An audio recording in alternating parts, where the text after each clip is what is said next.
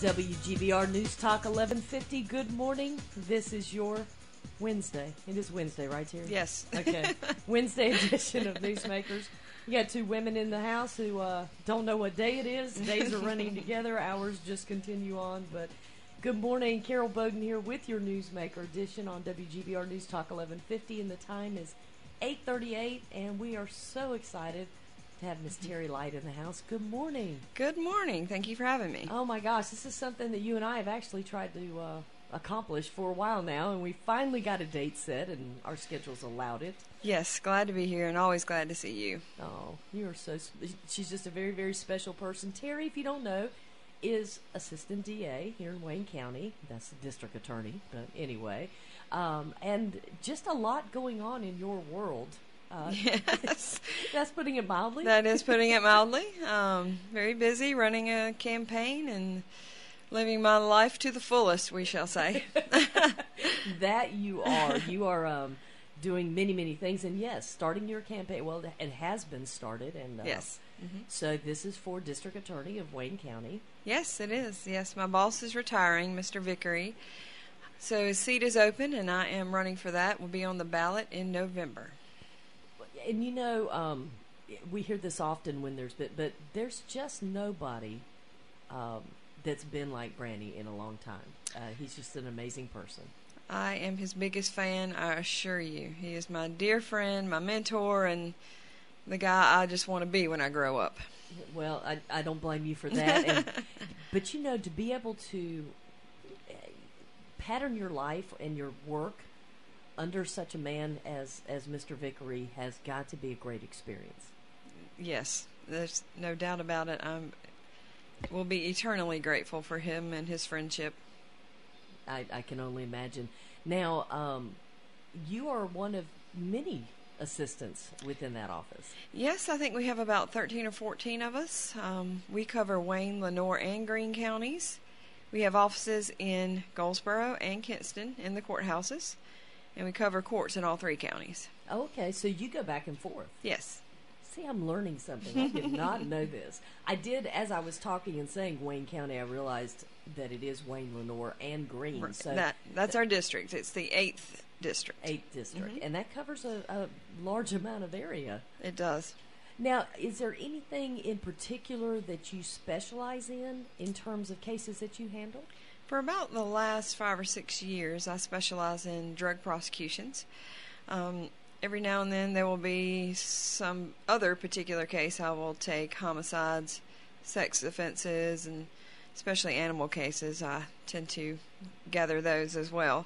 She definitely has a soft spot in her heart for that one. But mostly the high-level drug cases. I work exclusively with the drug squad of Wayne County. In their cooperation with the federal drug agencies as well.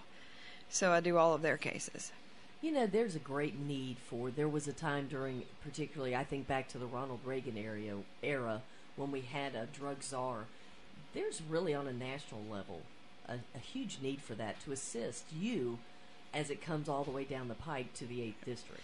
Yeah, we have a good working relationship with the federal government, their officers and their prosecutors, and we do try to make a team effort as we prosecute these cases. It's just continuous, though. I know sometimes it's got to seem that way. It is nonstop, yes. But once they get to federal offenses, they see a lot more hardship, according to GBAC. Nobody wants to see that federal target letter, I assure you. It is a rude awakening because that's some serious prison time associated with federal drug crimes. Right. So is and like I said, or you said that you love to do, or not love to do, but you will work diligently on animal abuse cases. Oh yes, I will. And I wish you could have seen that serious attitude look. That is for sure. I don't want to get into details because if I start talking about animal abuse, I will start bawling. Right. But I guess puppy mills and that sort of thing, and just neglected animals. I know sometimes people end up with large amounts and they don't realize that they've overwhelmed themselves. Yes, it's fairly common to get overwhelmed and I just don't know how you lose track of that sort of thing. Mm-hmm. And puppy mills are got to be one of the hardest things that I deal with. Dog fighting as well. That's very difficult to wrap your mind around. Yes. We have a lot of horses in this area also that tend to fall victim to people not taking care of them too. And that's like having a horses. They can't take care of themselves. You can't just put them out in a pasture.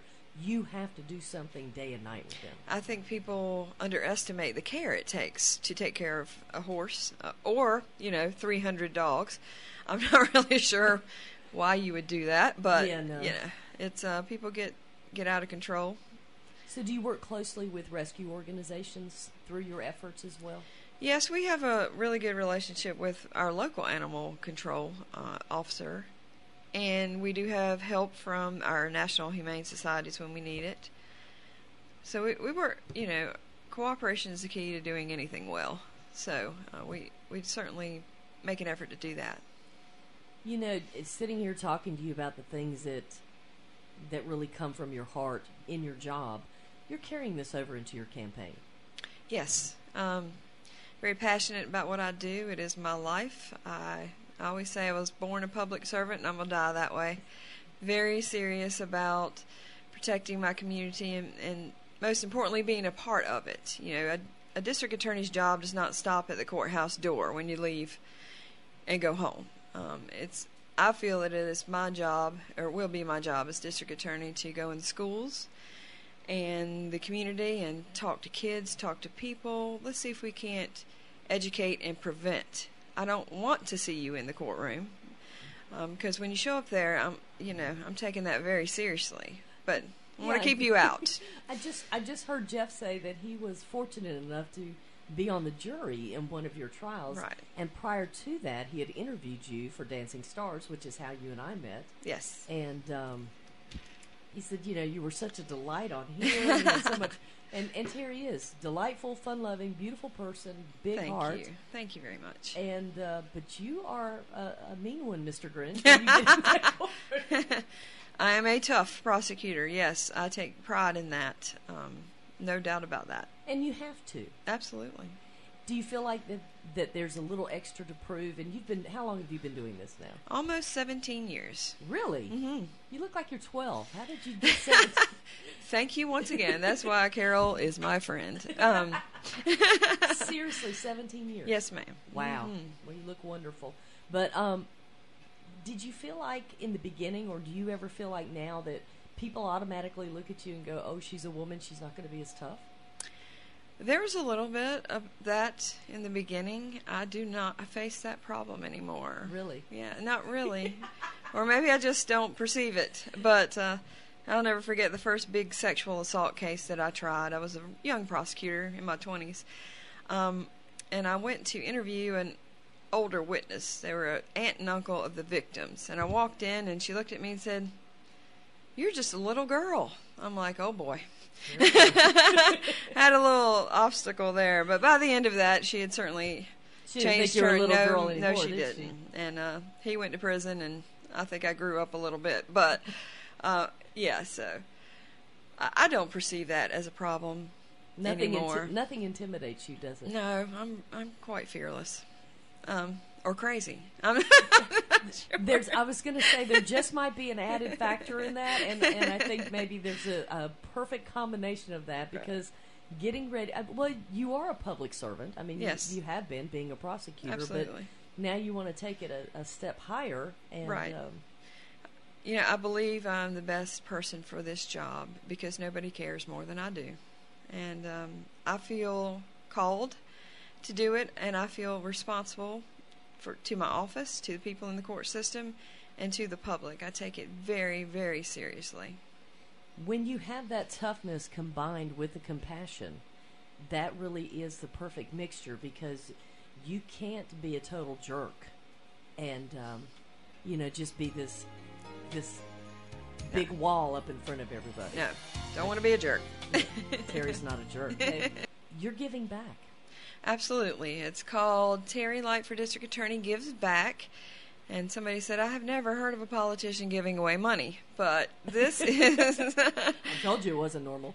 This is proof that my campaign values people over politics. It's something we wanted to do to give back to the community, and we are giving away 4 $500 prizes to any good cause in Wayne, Lenoir, or Greene County that wins our drawing. And how you register your cause, and by that I mean your Relay for Life team. I think you mentioned a mission trip, church organization, school organization. I've had Boys and Girls Club, all kinds of people apply for this. You go to my website, voteterrylight.com, click on the orange button, and you can register your cause too. And hopefully you'll let me come back and do the drawing. Of course I will. When are you planning on doing that? Around May 1st. Oh, yeah. We'll get that scheduled. Great. I'd love to do We'll it get with that you. scheduled live on the air. I can't think of That'd be anything fun. I would much rather do. It will be. And you even said organizations like our Community Soup Kitchen, Yes. Wayne Uplift, which has the domestic Right. violence and sexual abuse program. Any of those can go to voteterrylight.com. Yes. Boy Scouts, Girl Scouts, any nonprofit, any charity. Anybody that has an organization raising money for someone who is very ill. We've had all of those people apply, and it's just fun to see people raising funds, needing those things to do good things. I love being a part of that. It's a whole lot of fun. That's what it's all about. Mm-hmm. And you've managed to incorporate this into a campaign because campaigns are necessary. People need to learn who you are. Right. You need to be able to interact one-on-one with the very people that you'll be representing, but it does turn into politics. It always does, but I invite people to get to know me. You can go to my website, you can contact me, you can email me, you can call me on the phone. If you would like to know something about me personally or as a candidate, I'm happy to talk to you. Invite me to your event, and if I can be there, I will, because you need to know who you're voting for. Always. You're exactly right, and oftentimes once we get past what's considered some of the major elections, such as the presidential and the congressional and senatorial, it just seems to filter off, and people go, well, I don't know, I like that name, I'll put a check mark Right. there. And especially when it comes to like the judicial side of things. Sure. I know oftentimes I've been standing there with my mother or daughter, and they go, do you know who this person is? Well, yeah, I do, but that's Right. not who I'm voting for. Anyway. Yeah. But it does create a problem, and so people need to, if they, church functions, civic functions, it doesn't matter, different events, bring you out and let people get to know who you are and what it's all about. Invite me. I want to come. I want to talk to you and let you know who I am so you can make that decision. Somebody asked me, well, why is it important who our district attorney is? It is an extremely powerful position. Extremely. And you need to have someone you can trust, someone who is fair, and someone who would treat everyone with respect when they come in your office. And someone who's accessible and can communicate and develop relationships. I can't even stress enough how important it is that your district attorney is someone that you choose wisely. Can you give us an example or for instance, in terms of when you say it is such a powerful position? Oh, we have the power, literally, to decide whether to try to take someone's life for committing a crime. It doesn't get any more powerful than that. Charging someone with a crime or convicting someone with a crime is very serious business. It affects lives. It affects families. It affects the community. And you don't want someone who's going to abuse that or someone takes it lightly. You really have to have somebody who cares about the people that live here. Is your job, for the most part, a black and white issue? No, absolutely not. There's a lot that goes into it, a lot of thought. You have the law. Yes. You have to have the guidelines. Yes. But you also have to have the human aspect in there, correct? Yes, you do. You have to make judgment calls constantly. That's got to be tough. It's tough. It's a challenge I enjoy. I'm well trained and I'm experienced, and I continue to train. I don't care if I've been here for 17 years or not. There's always something to learn. There's always something to be on top of, because you have to make these decisions that affect people.